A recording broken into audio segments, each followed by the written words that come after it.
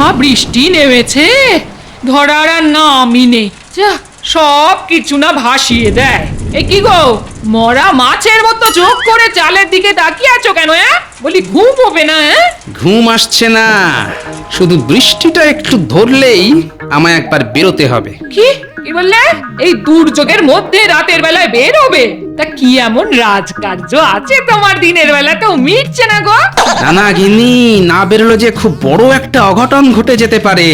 অঘটন ঘটলে মহারাজ বুঝবেন। হ্যাঁ, আচ্ছা তুমি পাগল না ছন্ন ছাড়া? এই শোনো, যদি বেরো না তাহলে আমি আর তোমায় ঘরে ঢুকতে দেব না। হ্যাঁ, বলি জলে ভিজে অসুখে পড়লে কে দেখবে তোমায়?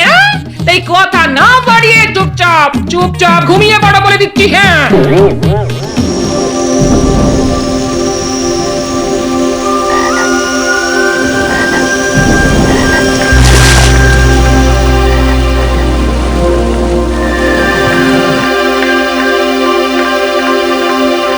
সারা রাত ধরে তো বৃষ্টি হয়েছে, রাস্তাঘাট তো সব জলে একেবারে থই থই থই থই।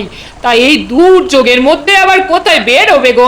আরে বাবা, ওই যে কথায় আছে না, কপালে লিখিতং ঝাঁটা খন্ডাবে কোন বেটা। মহারাজের সঙ্গে বেরোতে হবে। বুঝতে পেরেছি, এই বর্ষায় মহারাজের মাছ ধরার শখ হয়েছে তো। আর তুমি ছাড়া তো আর তার আবার চলে না, তাই চলেছ মাছ ধরতে। তা ভালো দেখে কই মাছ ধরা পড়লে কটা এনো তো, জমিয়ে তেল কই রাঁধবো গো। বুঝো, এই জন্যই বলে যেমন ঘট তেমন বুদ্ধি। শোনো গিন্নি, মাছ ধরার শখ না মহারাজের মাথায় উঠেছে। কেন মাথায় উঠেছে কেন? বরাবরই তো মহারাজ বর্ষার মধ্যে মাছ ধরতে ভালোবাসেন। কৃষ্ণনগরের সব কথা তো জানো না, তাই এ কথা বলছো। এদিকে কদিনের আচমকা বৃষ্টিতে নদীর জল এমন ফুলে ফেঁপে উঠেছে যে জল একেবারে বাঁধের কানায় কানায়। মহারাজ তাই আজ সদল বলে বাঁধের পরিস্থিতি দেখতে যাচ্ছেন, আর আমাকেও তার সঙ্গে যেতে হচ্ছে। ভাল লাগে না। কোথায় ভাবলাম বর্ষার বাজারে ঝাল ঝাল তেল কই খাবো, তা না।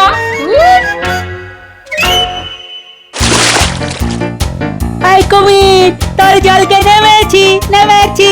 দেখ এবার কুমির কেমন তোকে গোপাত করে খেয়ে ফেলে। হ্যাঁ, আয় না, খা দেখি, খা খা খা দেখি না তুই কেমন কুমির। এই তোর জলে নেমেছি।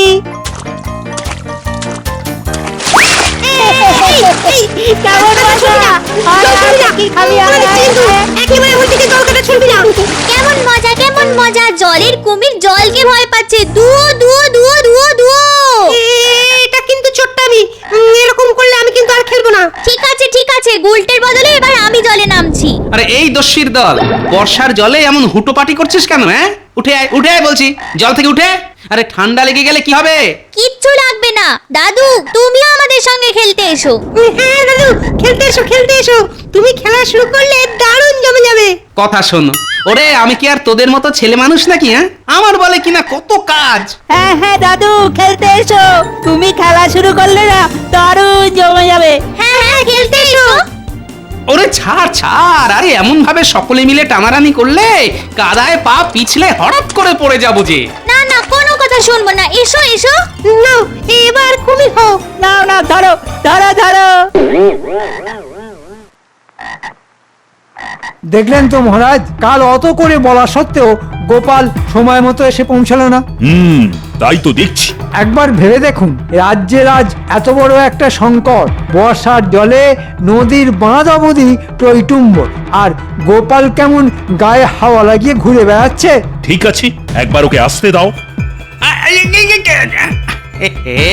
ওই দেখুন মহারাজ, দেখুন দেখুন গোপাল কেমন জলের মধ্যে বাচ্চাদের সঙ্গে খেলা করছে। তার করবে না, বুড়ো ষাঁড় শিং ভেঙে বাছুরের দলে ভিড়েছে। কীর্তিকলাপ দেখলে গা একেবারে জ্বলে যায়। গোপাল, এই রে মহারাজ, ব্যাস হয়ে গেল। দেখলি তো, তোদের জন্য আজ মহারাজের কাছে বকুনি খেতে হবে। এই যে মহারাজ আসছি। কি মজা কি মজা। আরে বৃষ্টি পড়ে ঝমাঝম, দাদু পা পিছলে আলুর দম। কি মজা কি মজা। আবার ছড়া কাটা হচ্ছে। দাঁড়া, আজ তোদের দেখাচ্ছি মজা। গোপাল আমি ডাকছি না, কানে যাচ্ছে না কথা। এই যে আসছি মহারাজ। বলি, কখন আসবার সময় ছিল? আমি তো তাড়াতাড়ি আসছিলাম মহারাজ, কিন্তু ওই বিচ্ছুগুলো পথ আটকে এমন টানাটানি শুরু করে দিল না। ইস, পোশাকের কি অবস্থাটাই না করেছো, জলে কাদায় একেবারে যে মাখামাখি। কি করব মহারাজ, খড়কে কাঁদার মধ্যে পপাতো চ মমারও চ হলে এর থেকে আর ভালো কি হবে বলুন? তোমাকে না ঠিক একটা ভাঁড়ের মতো দেখতে লাগছে। আপনাকে যেমন সর্বক্ষণ একটা কুটিল মন্ত্রী থরি বুড়ো শিয়ালের মতন দেখতে লাগে। মুখ সামনে কথা বলবে গোপাল। থাক থাক, এখন এসব বন্ধ রেখে চলো চলো, বাঁধের ওপর চলো। আমি নিজের চোখে দেখতে চাই জল কতটা উপরে উঠেছে। যথাজ্ঞা মহারাজ।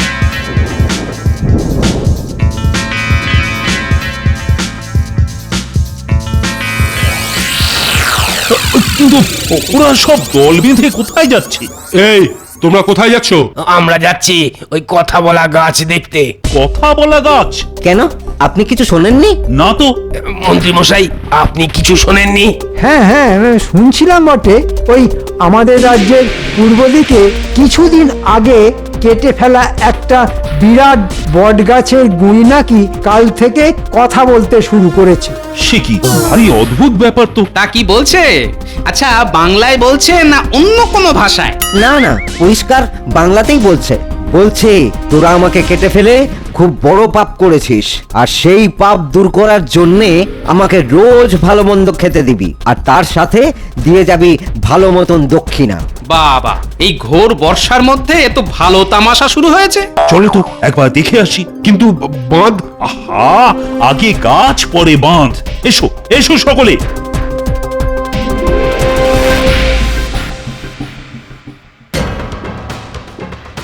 হে বাবা বুড়ো বটগাছ, আমরা খাবার এনেছি, তুমি গ্রহণ করে আমাদের পাপ দূর করো বাবা। খাবার এনেছিস, ভালো করেছিস। যাক, ওগুলো দূরে রেখে চলে যা। এরপর আজকের মতো তোদের এখানে যেন না দেখি, কেমন? ঠিক আছে বট দেবতা, আপনি যা বলবেন তাই হবে। কিরে, আমার প্রণামী। এই দিচ্ছি বাবা। যা, এবার বাড়ি যা। আর শোন, আমার পুজো বন্ধ হয়ে গেলেই কিন্তু তোদের মহা সর্বনাশ হবে। না না, আমরা রোজ পুজো দিয়ে যাব। মহারাজ এসেছেন, মহারাজ। এই যে কৃষ্ণচন্দ্র, এসেছিস? দেখে যা তোর লোকেরা আমার কি অবস্থা করেছে, দেখে যা। জানিস এই কাজের পরিণতি জানিস? আমি প্রাচীন বট, আমার অভিশাপে তোর সাধের কৃষ্ণনগর ছারখার করে ছারখার হয়ে যেতে পারে, জানিস তুই? কাটা গাছের গুঁড়ি মানুষের গলায় কথা বলছে। না না, ব্যাপারটার মধ্যে কোনো গোলমাল নিশ্চয়ই আছে। কিরে কৃষ্ণচন্দ্র, বল, কিরে এই পাপের প্রায়শ্চিত্ত করবি? আপনি যদি সত্যি বটবৃক্ষ হন তাহলে আপনিই বলে দিন। মুদ্রা লাগবে, মুদ্রা। 1000 স্বর্ণ মুদ্রা। 1000 স্বর্ণ মুদ্রা? হ্যাঁ, বট গাছ কেটে ফেলা খুব পাপ, আর তোর প্রজাদের পাপ মানে তোরই পাপ। সেই পাপের প্রায়শ্চিত্ত করতে হবে 1000 স্বর্ণ মুদ্রা খরচ করে, এবং তা খরচ করতে হবে তোকেই। হ্যাঁ বাবা, গাছ খাবার দাবার চাইছে, এখন আবার মহারাজকে দেখে স্বর্ণ মুদ্রার বায়না। ব্যাপারটা তো দেখতেই হচ্ছে। কি দেখবি গোপাল? সেটা না হয় দেখতে পেলেই বলবো। খবরদার বলছি, খবরদার। আর এক পা এগোলেই কিন্তু মহা সর্বনাশ হবে বলে দিচ্ছি। হ্যাঁ, হোক সর্বনাশ। কি এত বড় কথা?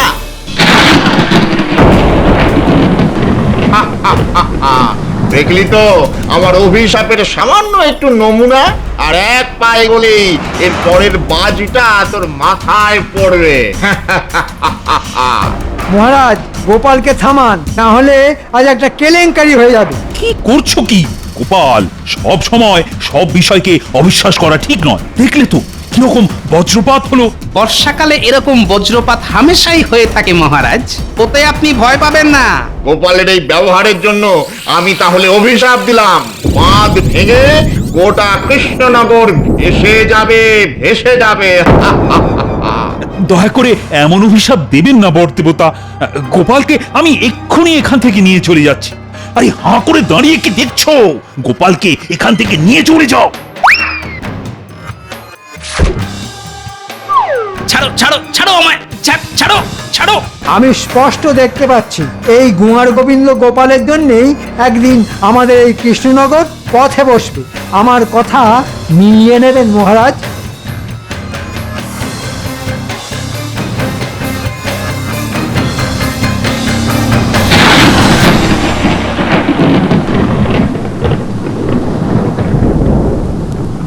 যা বৃষ্টি নেমেছে, ধরার আর নামই নেই। যা, সব কিছু না ভাসিয়ে দেয়। এ কি গো, মরা মাছের মতো চোখ করে চালের দিকে তাকিয়ে আছো কেন? বলি ঘুম হবে না? ঘুম আসছে না, শুধু বৃষ্টিটা একটু ধরলেই আমায় একবার বেরোতে হবে। কি কি বললে? এই দুর্যোগের মধ্যে রাতের বেলায় বের হবে? তা কি এমন রাজকার্য আছে তোমার? দিনের বেলা তো মিটছে না গো। নানা গিন্নি, না বেরোলে যে খুব বড় একটা অঘটন ঘটে যেতে পারে। অঘটন ঘটলে মহারাজ বুঝবেন। হ্যাঁ, আচ্ছা তুমি পাগল না ছন্ন ছাড়া? এই শোনো, যদি বেরো না তাহলে আমি আর তোমায় ঘরে ঢুকতে দেব না। হ্যাঁ, বলি জলে ভিজে অসুখে পড়লে কে দেখবে তোমায়? তাই কথা না বাড়িয়ে চুপচাপ চুপচাপ ঘুমিয়ে পড়ো বলে দিচ্ছি। হ্যাঁ,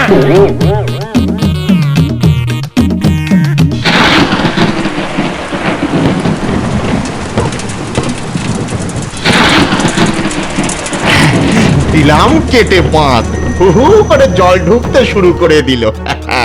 একেই বলে বাঁধ কেটে বন্যা আনা। এক রাতের মধ্যেই গোটা কৃষ্ণনগর হবে জলমগ্ন। আর গোপাল গোপাল বুঝবে বুঝবে ওই ঠেলার নাম বাবাজি কাকে বলে।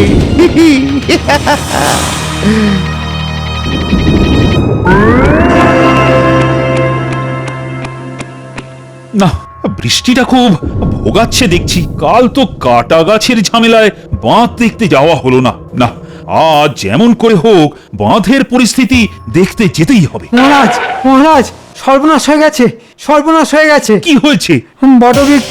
বটবৃক্ষের অভিশাপ ফলে গেছে মহারাজ। কাল রাতে বাঁধ ভেঙে হু হু করে জল ঢুকে পড়েছে কৃষ্ণনগরে। নদীর ধারের বেশ খানিকটা অংশ জলে ভেসে গেছে। সে কি? আর সবকিছু হয়েছে ওই গোপালের জন্যে। যাও যাও, এক্ষুনি তাকে আমার কাছে ধরে নিয়ে এসো। সোজা কথায় আসতে না চাইলে বেঁধে আনবে। আমি এক্ষুনি রক্ষীকে নিয়ে তাকে ধরে আনছি। দেখো গোপাল, এবার তোমার কি হাল করি।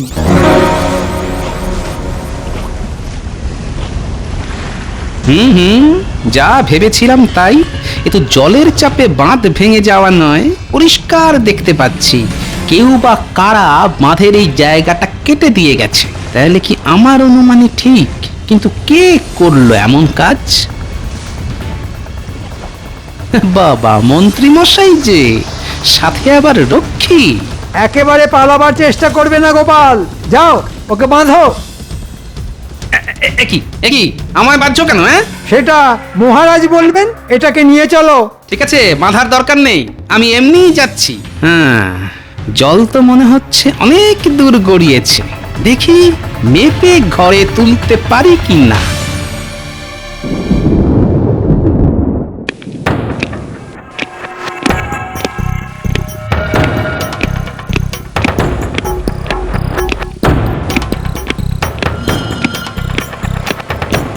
এই যে মহারাজ, আপনার সব জানতা চির অবিশ্বাসী গোপালকে ধরে এনেছি।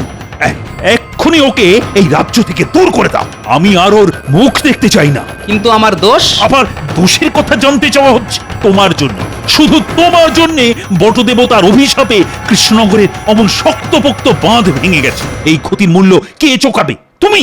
বাঁধ ভাঙেনি মহারাজ, আমি নিজের চোখে দেখে এসেছি কেউ বা কারা ওই বাঁধ কেটে দিয়ে গেছে। কাল রাতেই হাতে নাতে ধরবো বলে ঠিক করেছিলাম, শুধু বৃষ্টির জন্য আমার বউ ঘর থেকে বেরোতে দিল না তাই। চুপ!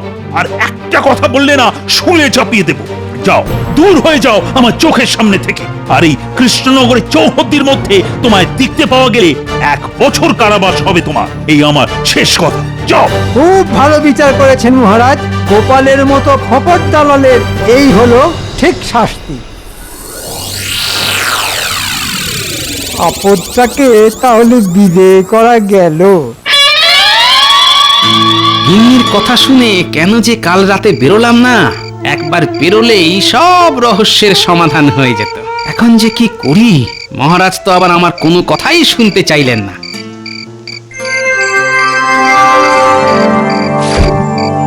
কি তোরা কি করে জানলি যে আমি এখানে লুকিয়ে আছি? আমরা যে তোমার গায়ের গন্ধ পাই দাদু। বাবা, এসে পড়ে খুব ভালো কাজ করেছিস। সে না হয় এসব ভালো কাজ করেছি, কিন্তু দিদা যে ওদিকে খুব কান্নাকাটি করছে গো। শোন, তোদের দিদাকে যাতে বেশি দিন কান্নাকাটি করতে না হয় তার জন্য আমি যেই রকম বলবো সেই রকম করতে হবে। কিরে, পারবি তো? একবার বলেই দেখো না আমরা পারি কিনা।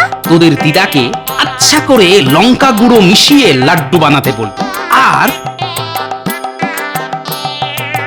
কিরে, সবকিছু ঠিকঠাক করতে পারবি তো? পারবো না মানে? এমন গুলতি মারবো না, চোখে অন্ধকার দেখবে বটদেবতা।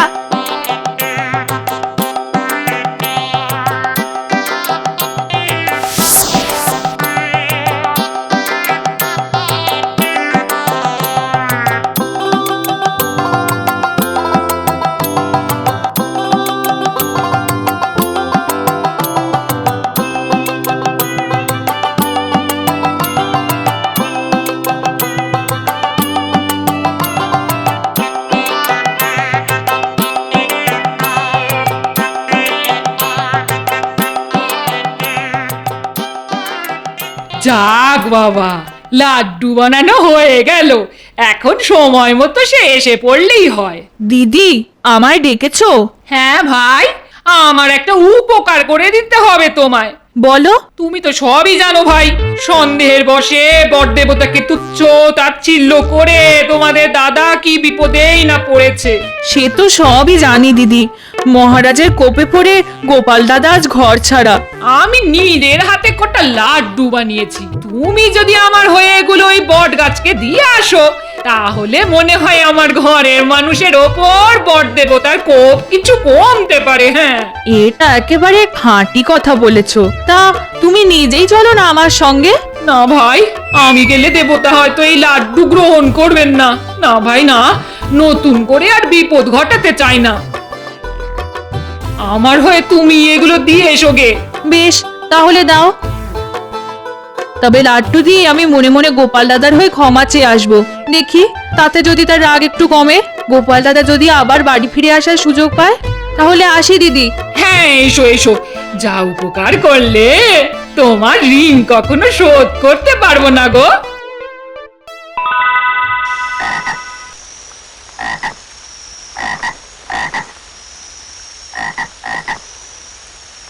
কে কি এনেছিস? আগে লাড্ডু। খুব ভালো, খুব ভালো। যা যা যা, চলে যা যা।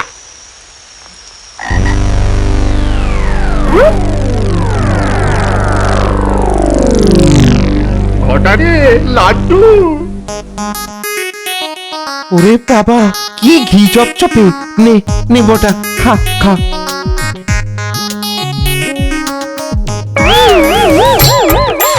ওরে বাবা, একটু ঝাল দে, মুখের ভেতরটা করে জ্বলে গেল। মুখ চলছে আর ঝালের চোটে আমার যে ব্রহ্মতালু অব্দি চলে পুড়ে যাচ্ছে। ওরে ওরে বাবা রে, চোখে যে অন্ধকার দেখছি। ওরে ঘটা, তুই কোথায় রে? তুই কোথায়? ওরে বাবারি বাবারি বাবা। জল জল জল জল জল জল, কোথায় পাই জল? কিরে, হ্যাঁ কি হলো?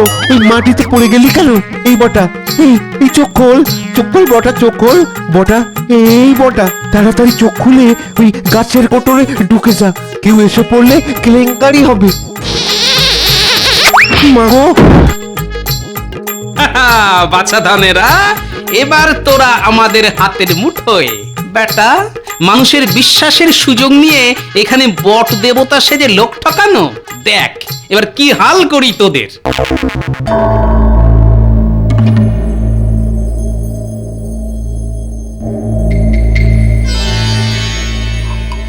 চলো চলো তো রানী, বট গাছের সামনে 1000 স্বর্ণমুদ্রা রেখে আসি।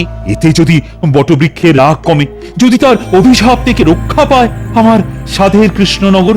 স্বর্ণ মুদ্রা দিয়ে রাগ কমাতে চান, ভালো কথা, কিন্তু আমার মন কেমন যেন সায় দিচ্ছে না। আচ্ছা আচ্ছা, গাছ কি কখনো কথা বলে, না বলতে পারে? দেখো রানী দেখো, ওই যে কথায় আছে না, বিশ্বাসে মিলায় বস্তু তর্কে বহুদূর। না না না, এসব না ভেবে চলো তো শুভ কাজটা সেরে আসি। আমি এসে গেছি মহারাজ। খুব ভালো করেছো, চলো তাহলে বেরিয়ে পড়ি। কখনো আবার হুট করে বৃষ্টি শুরু হয়ে যাবে, কে জানে। কি হলো বড়দেবতা, আজ আপনি কথা বলছেন না কেন? আপনি তো ভক্তদের সঙ্গে রোজ কথা বলেন, তা আজ কেন চুপ করে আছেন? বলুন তো দেবতা, কথা বলুন, কথা বলুন দেবতা। গোপালের ব্যবহারে আপনি কি আমাদের উপরে রেগে আছেন? গোপাল তো তার অন্যায়ের যথেষ্ট শাস্তি পেয়েছে, কিন্তু আমাদের উপরে আপনি এত রাগ করে থাকবেন না। রাগ করে থাকবেন না?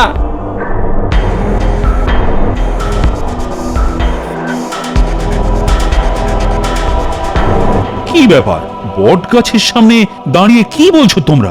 দেখুন না মহারাজ, রোজ আমাদের সঙ্গে কথা বলেন, অথচ আজ আজ কোনো কথাটি বলছেন না। আপনি এসে গেছেন, এবার হয়তো আপনার সঙ্গে কথা বলবেন। হে বটবৃক্ষ, প্রায়শ্চিত্ত স্বরূপ 1000 স্বর্ণমুদ্রা এনেছি। আমার কৃষ্ণনগর এখন তাহলে অভিশাপ মুক্ত তো? কি হলো, কিছু বলুন। কি হলো রে বাবা, বেটার ছেলে কোথায় গেল? আপনাদের বট দেবতার কথা বলবেন না মহারাজ? মানে ওটা তো বটের গুঁড়ির কথা ছিল না, ওটা ছিল বটা গুঁড়ি, বেটা বদমাশের ঝুড়ি। বটা তুই, এ কাজ তাহলে তোর? পাজির ধাড়িটা গাছের পেছন দিকের বড় কোটরে লুকিয়ে থেকে সব চালাতো, আর ঘটাটা ছিল ওর দোসর। আমার তো প্রথমেই এটা সন্দেহ হয়েছিল, কিন্তু বিধিবাম আমার কোনো কথাই তো আপনি কানেই তুলতে চাইলেন না। এটাই তো তোমাদের মহারাজের বড় দোষ, সব সময় আগে পেছন না ভেবে হুজুগে গা ভাসিয়ে দেন। এত বড় ঠকবাজি, আজ দুটোকেই আমি নিজের হাতে কেটে ফেলবো। বারে, আমরা কাটা পড়লে মন্ত্রী মশাই বা বাদ যাবে কেন? এই বুদ্ধি তো ওরই, উনি তো বলেছিলেন খাবার আমাদের আর মুদ্রা ওনার। এই সেরেছে, হাটের মাঝে হাঁড়ি যে ফট করে ফেটে গেল। তাহলে তো মন্ত্রী বেটাকে আগে কাটবো। ওরে বাবা রে! মন্ত্রী দাঁড়াও, দাঁড়াও বলছি, ধরতে পারলে না? ওরে দাঁড়াও, ওরে বাবা দাঁড়াও। রে! ওরে বাবা রে! দাঁড়াও বলছি, ওরে মন্ত্রী। এলাম রে! ওরে বাবা রে! ওরে বাবা রে! জয় গোপালের জয়। জয় গোপালের জয়।